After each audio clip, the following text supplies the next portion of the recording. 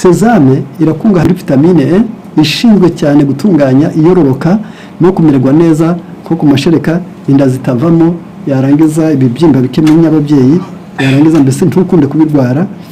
Ansere minero irakungahaye mu myunyungugu, calcium, magnesium, silice, fer. Irakungahaye mu myunyungugu, ifite calcium. Kubabizi bazi ko calcium nziza ikomoka mu bimera, irinda amenyo gukuka no guturika no gutoboka no gucikamo, yarangiza ikarinda amagufa kumungwa, kubora, ituma neza karangiza kandi igatuma ikagabanya urugimbu mu mubiri. C'est un stimulant du foie et du pancréas. Ibiringanya ni imboga zituma umwijima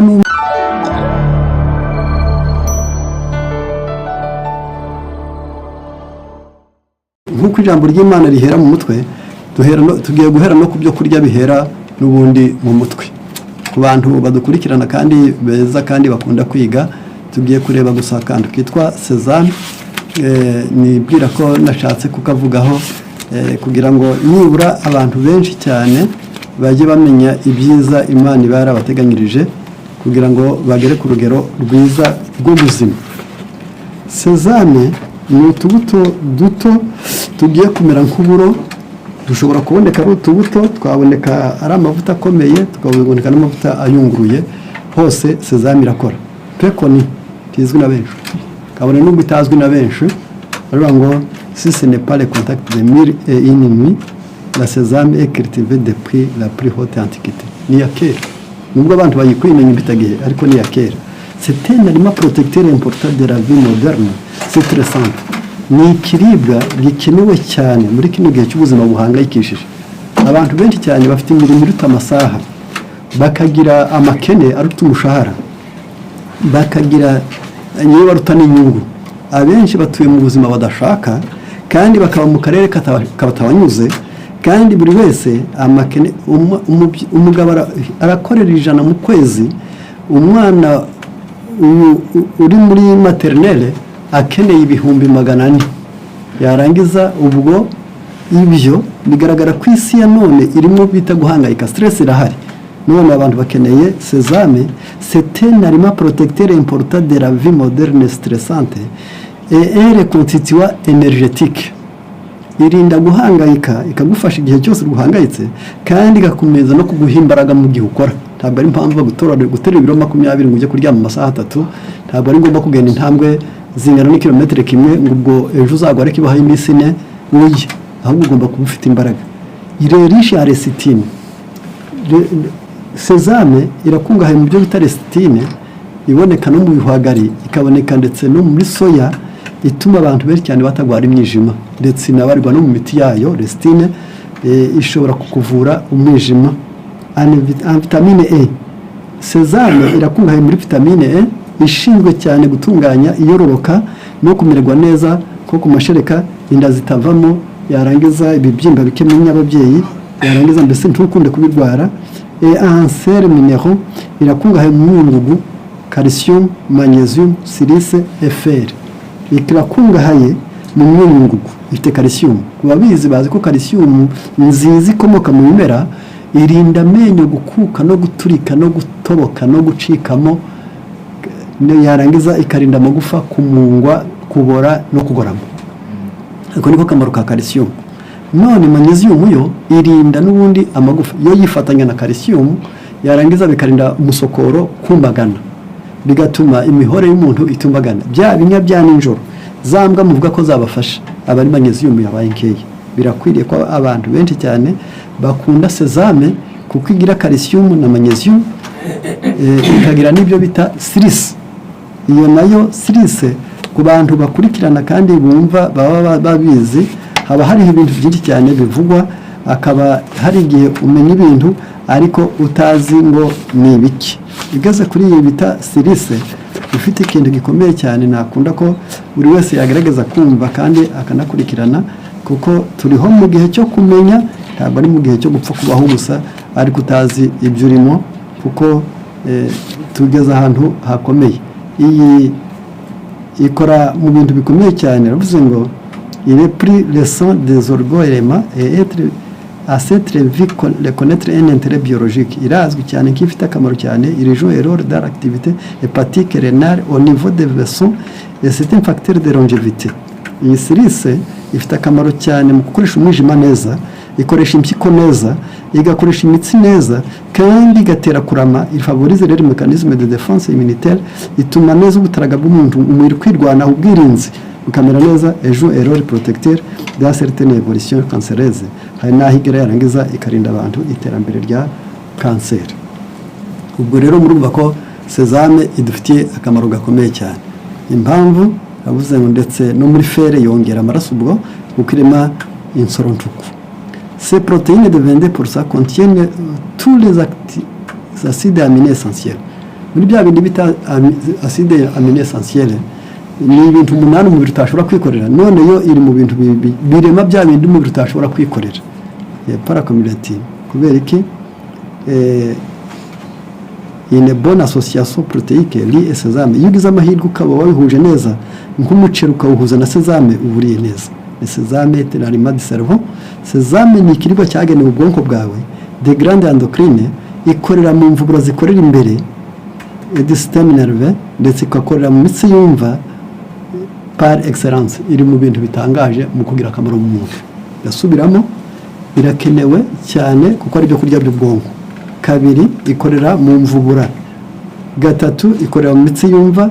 Kane ni ikiribwa kitangaje. Il est conseillé à tous. Umuntu wese arayikeneye. Intellectuel sportif, abantu bakoresha ubwenge cyane b'abahanga ndetse n'abakora imyitozo ngororangingo. Et pendant la grossesse, utwite arayikeneye kuruta abandi. Une consommation régulière de sésame améliore l'état des malades nerveux de déprimés. Umuntu wese iki kiribwa yakirya buri munsi, byo bitaregiriere mbese kuyikoresha kenshi ishobora kuvugurura umuntu urwaye indwara z'ubwenge n'iz'ubwihebe. Ngako akamaro ka sezame yarangiza tari bwiteho cyane. Rero wakwibaza ngo mbikoreshwe ngite kandi muri buryo ki ukoresha neza. Ni ikiko kimwe gusa iribwa urangije kurya, yaba ari amavuta waminjiraho, yarangiza washyira mu byo kurya ntikarangishwa kuko aho gushyira mu byo kurya ugiye kurya. Tabikoreshwa biko ni igitabo cyitwa Delice de Potager page 515. Aho niho haboneka icyo gitabo amagambo avuga akamaro ka sezame. Noneho kubw'ibyo ndagira ntagiye kure cyane, ndavuga ku bindi navuga ko ari biki mu buzima busanzwe. Wowe twumva nawe umaze igihe ubyumva n'usa n'ubizi, kuko abantu benshi cyane bashimishwa no kubimenya ariko badashimishwa no kubikora. Tugomba kumenya neza ko tugomba kumenya ibintu bibiri. Imibiri yacu ikeneye ibintu bitanu by'ibanze. Ukeneye kurya ibinyampeke mu buzima bwa buri munsi. Ibyo wenda waburiye ibigori, umuceri, ingano, uburo n'amasaka. Ibyo nibyo dufite hafi. Hirya yacu dufite ibyo bita za sayiri, ibyo bita segre, twagira ibyo bita kinowa, ntabwo tubifite cyane irahenda yarangiza, ariko tukazagira n'izo bita avane. Ariko hirya y'ibyo by'ibinyampeke reka mbavuye, ukunda kureba ko na buri munsi wari imboga nazo ni ikiribwa gikomeye, ariko abantu benshi cyane batazirikana ngo barebe icyo bakora muri iki gihe. Kubera iki? Les légumes sont appréciés depuis l'Antiquité. Imboga ni z'agaciro kuva kera kose. Pour les vertus bienfaisantes, zifite neza, zigira neza. Ils reçoivent du soleil une énergie. Imboga zikura imbaraga mu izuba. Leur chlorophylle purifie et dynamise le sang. Akamaro k'ibara ry'icyatsi kibisi ikibazo kitwa chlorophylle kaba mu mboga kabereyeho kwoza no gukomeza amaraso y'umuntu. Karoza no gukomeza amaraso y'umuntu. Stimule les globules blancs. Imboga nizo zongera abasirikari b'umubiri cyangwa se ubwirinzi bw'umubiri. Anti-anémique. Imboga zituma umuntu ahorana amaraso ahagije. Revitalisante. Imboga zirahembura umubiri. Elle est bénéfique pour les os et active la synthèse de la vitamine D. Imboga nizo zituma amagufa amera neza kandi zigatuma vitamine D ikora neza. So une source constante de sels minéraux et de vitamines. Ukuriye imboga ni kuburiye imyunyu ngugu, ni kuburiye amavitamine. Ibyo rero bigomba niba kimwe cya kane kibiguhaza gikwiriye kuba ari imboga. Yarangiza avec les fruits et légumes sont pratiquement les seules sources de vitamine C kimwe n'imbuto rero ubwo noneho imboga zibifite vitamine C kubw'ibyo il contient des quantités notables de vitamine de groupe B de carotène que des fois transformé en vitamine A mu mboga harimo vitamine B itari nyinshi cyane ariko vitamine A ikaba nyinshi umwijima urabikora ukabitunganya neza kandi ibintu byose bitunganya umubiri iyo umwijima ubibonye nawe urakira aha rero ntabwo nshaka kuhatinda kwa kubabwira akamaro k'imboga ariko ntiyobagije ngo mbese none ni ukuvuga ngo twari tumaze kubona ibinyampeke n'imboga za buri munsi ariko twavuze n'imbuto twazigezeho noneho icya kane ni ugutekereza neza kurimo gupangira abandi byiza kubasekera kubabwira neza nabyo birakenewe buri munsi noneho hirya y'ibyo dukeneye no gusinzira icyo nacyo kirakenewe muri ubu buzima iyo ureba ko hariyo ikinyampeke ku munsi urebe n'uko wanezerewe ku munsi aho bakubwira ngo nibura umugabo ku mugore we gusa nibura ku munsi igihe babana atari kwa kundi akwiriye kumusekera nibura kuva mu gitondo saa 11 kugeza nimugoroba yo kuryama saa 3 ubwo amasaha hafi 18 cyangwa 15 ugakwiriye kuba yamusekeye inshuro 5 ariko mu buzima busanzwe akaba yarakenewe guseka inshuro 14 zingana n'iminota 15 ku munsi ubwo bivuze ngo mu rugo rwe yarusekeye inshuro 5 abandi bo hanze akabasekera inshuro 9 kuzihuriza hamwe ibyo bituma umuntu wese useka ku munsi akamwenyura simvuze gukwenkwanuka no ku ahubwo ni umuntu umwenyura uvugana n'abandi neza ubasubiza neza uvuga mwenyuye yarangiza uyu muntu ntarwara umutima amagufa ntarwara imitsi ntasaza ava mu bwenge kandi aribuka kandi agasinzira neza igogora rye rikagenda neza niyo mpamvu ari ngombwa umva neza ko guseka atari upfa guseka gusa ahubwo guseka gufite umushinga ni ukunezeza abandi kumenyekana kubahaye agaciro ariko nawe akaba gukuramo umusaruro munini gusinzira neza ukituma neza igogora rikagenda neza amagufa agakomera umutima ugatera neza ngaya amahirwe yo guseka niyo mpamvu muri Zaburi 128 hakubwira ngo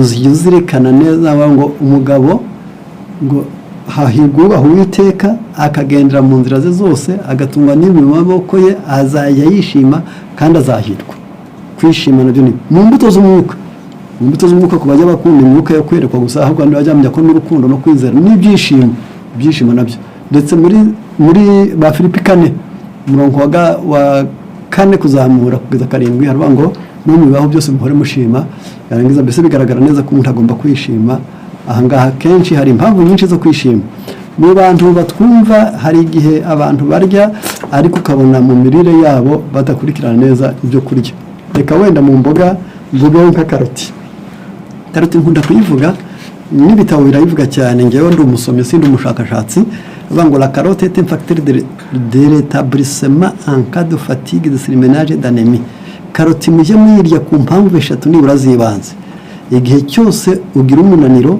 ubwo gacuho n'igifite amaraso make irakenewe wakoze cyane irakenewe wagize imirimo ikugusha gacuho irakenewe amaraso ari make heredité contre les infections indwara z'ibyuririzi zo bita infection iragufasha ukabirwanya également répété pour améliorer l'acuité visuelle izwi neza nk'ikintu gituma umuntu areba neza la carotte est recommandée aux enfants elle contribue à leur croissance en favorisant la constitution des os et des dents carotte irakenewe ku bana cyakora bayihabwa uhereye ku mezi 9 noneho bakabona umutobe wayo abandi bakayirapa abashaka ko n'amenyo akira bakayihekenya batayirapye ariko bayiharuye kagahuka inyuma bagakuyeho tibahate irakenewe ku bana kuko ifite uruhare mu kubatera igikuriro ikagenda igakomeza amagufa n'amenyo c'est régulateur intestinal un antipitride et cicatrisant izwi k'ikintu kigenda gashyira amara kuri gahunda kikayarinda kuziba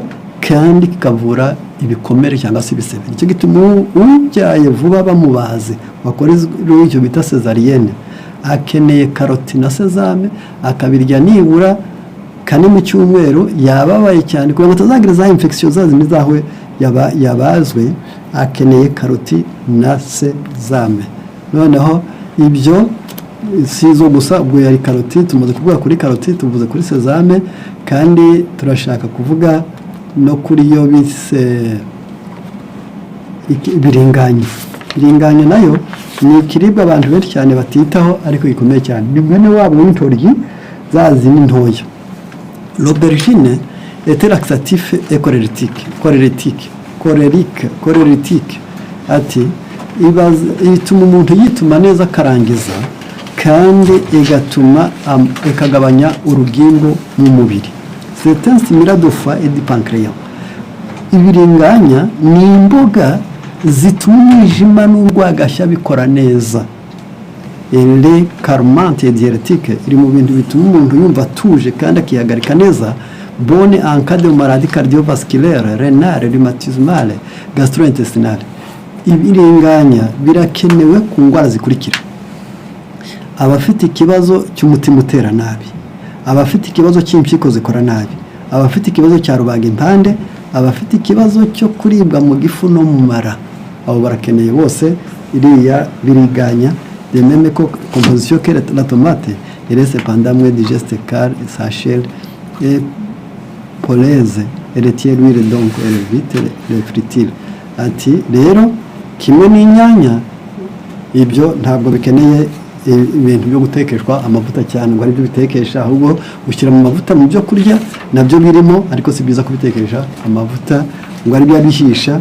Frite yabyo ntabwo ari nziza ku buzima. Rero tuzirikane neza ngo iyo turiye ibiringanya dufasha umwijima, dufasha urwagashya, dufasha umutima, dufasha impyiko, tutuma turwara rubagimpande, igifu cyacu ntigikunda kurwara, n'amara yacu akaba mazima.